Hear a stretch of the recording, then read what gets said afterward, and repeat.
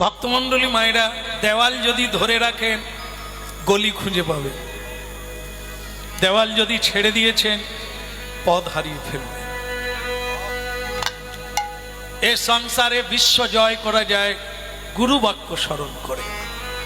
ভুলেছ তো মরেছ। সদানন্দ গুরুদেবের বাণী ভুলে গেল, ঝড় বৃষ্টি নামলো, বিপদ হয়ে গেল।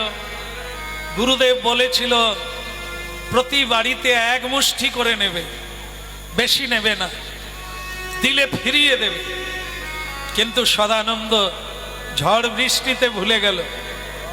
এই বাচ্চা ছেলে সদানন্দ গুরু বাক্য ভুলে গেল। মায়ের কোলে গিয়ে বসলো, মা তার মুখ চোখ মুছিয়ে দিয়ে তাকে ভালো ভালো খাবার দিল।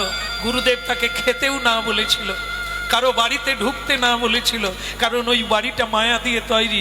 ওখানে যে ঢুকবে সে ঈশ্বরকে ভুলে যাবে, যে সত্যকে ভুলে যাবে।